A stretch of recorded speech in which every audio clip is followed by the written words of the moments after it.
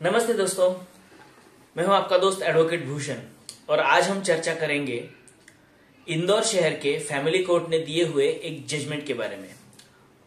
इंदौर में family court ने एक जजमेंट पास कर दिया जिसमें एक टिप्पणी उन्होंने ऐसी की कि मंगलसूत्र पहनना और सिंदूर लगाना ये हर विवाहित महिला का धार्मिक कर्तव्य है और यदि कोई महिला सिंदूर नहीं लगाती है या मंगलसूत्र नहीं पहनती है तो ये पति के साथ क्रूरता माना जाएगा, मतलब कि क्रुएल्टी माना जाएगा। अब इस टिप्पणी के बाद इस जजमेंट को बहुत ही क्रिटिसाइज भी किया गया। जो फेमिनिस्ट लोग हैं या फिर जो कुछ लोग ये भी सोचते हैं कि ये जजमेंट जो है वो जेंडर डिस्क्रिमिनेटरी है और बड़े बड़े ओहदे पर बैठे हुए, मतलब जजेस को टारगेट करके भी ये बात किसी महिला ने कही है कि बड़े बड़े ओहदे पर बैठे हुए लोगों की भी सोच इस तरह की छोटी सोच कैसे हो सकती है। तो आज इसी जजमेंट का हम एनालिसिस करेंगे और साथ ही में देखेंगे कि इस तरह के कौन से जजमेंट्स पहले किसी हाई कोर्ट या सुप्रीम कोर्ट ने पास किए हैं क्या। तो पहले इस इंदौर के केस के बारे में बात करेंगे। हस्बैंड वाइफ जो है उनके बीच में कुछ क्लैशेस चल रहे थे, हालांकि उनका एक बेटा भी था और पिछले 7 साल से वो दोनों सेपरेट रह रहे थे और पति ने रेस्टिट्यूशन का केस फाइल कर दिया था इंदौर फैमिली कोर्ट के सामने। रेस्टिट्यूशन का केस क्या होता है कि पत्नी अपने साथ नहीं रह रही है या फिर पति भी साथ में नहीं रह रहा है तो जो दूसरा पार्टनर होता है वो एक केस फाइल कर सकता है, एप्लीकेशन फाइल कर सकता है कि साथ रहने का ऑर्डर लेने के लिए। अब जब ये केस फैमिली कोर्ट के सामने गया तो फैमिली कोर्ट के सामने जो फैक्ट्स आए तो वो ये थे कि सेपरेट रहने के बाद जो पत्नी थी उसने मांग में सिंदूर लगाना बंद कर दिया। अब इस बात पर आपको गौर करना है कि सेपरेट होने के बाद, पति से अलग रहने के बाद उसने सिंदूर लगाना छोड़ दिया था। इसका मतलब ये होता है कि जब वो पति के साथ रहती थी तब तो वो सिंदूर लगाती थी, तब मंगलसूत्र पहनती थी, लेकिन जैसे ही वो पति से अलग होकर रहने लगी, सेपरेशन में रहने लगी, उस वक्त उसने सिंदूर लगाना छोड़ दिया। और कोर्ट ने इस बात पर टिप्पणी की है कि सिंदूर लगाना छोड़ देना तो ये क्रुएल्टी मानी जाएगी। अब चूंकि बहुत सारी महिलाएं आजकल के मॉडर्न जमाने में मंगलसूत्र नहीं पहनती हैं या सिंदूर नहीं लगाती हैं, तो वो पहले से नहीं लगाती, मतलब शादी होने के तुरंत बाद से ही वो पहले से ही मंगलसूत्र नहीं पहनती है या सिंदूर नहीं लगाती है, वो कंटिन्यूअस प्रैक्टिस में वैसे ही रहती है।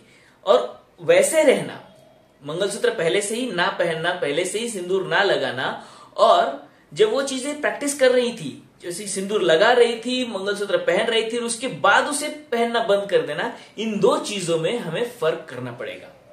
और ऐसा ही एक केस गुवाहाटी के हाईकोर्ट ने भी डिसाइड किया है। उस केस का जो टाइटल है वो है भास्कर दास वर्सेस रेणुदास। भास्कर दास वर्सेस रेणुदास में क्या हुआ था,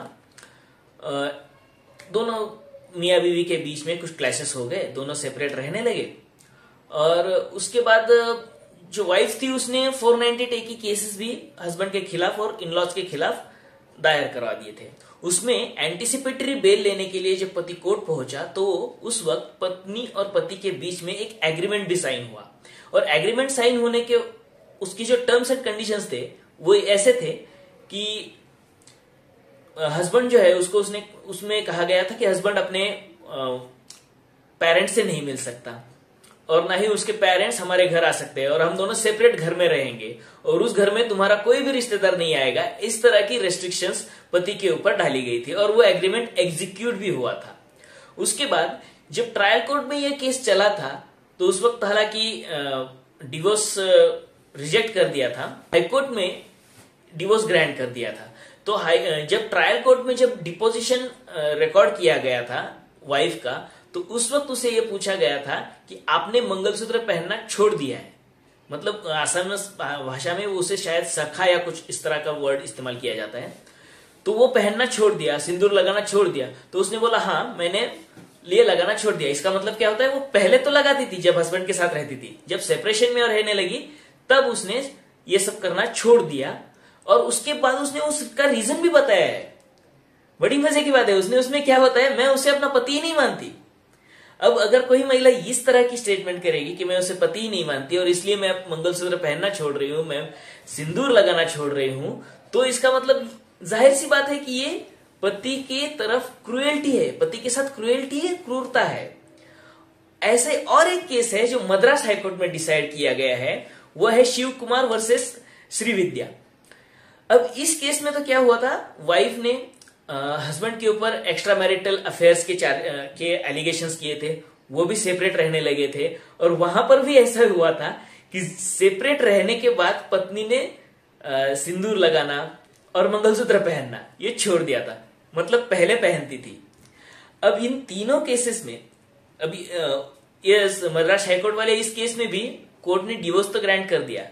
अब हम अगर इन तीनों केसेस में एक चीज देखें, कॉमन चीज ये है कि जब महिला पति के साथ रहती है, उसके साथ उसके घर में जब कोहैबिशन उसका चल रहा है, तब तक तो वो मंगलसूत्र ही पहनती है, सिंदूर भी लगाती है, और जब वो सेपरेट रहने लगती है उसके बाद उसने मंगलसूत्र पहनना छोड़ दिया, सिंदूर लगाना छोड़ दिया, तो इसलिए कोर्ट ने ये समझा है कि ये इस चीज को दर्शाता है कि वो अपनी तरफ से इस शादीशुदा बंधन को खत्म करना चाहती है। इसका मतलब वो पति मानती ही नहीं है, इस रिश्ते को वो खुद खत्म करना चाहती है, और इसे कोर्ट ने क्रूएल्टी माना है। आप सिंपल सी बात को समझिए कि अगर जो महिला पहले से ही मंगलसूत्र नहीं पहनती, सिंदूर नहीं लगाती, उसमें और जो पहनती है लेकिन सेपरेशन के बाद पहनना छोड़ देती है, उसमें उन दोनों चीजों में तो हमें फर्क करना पड़ेगा।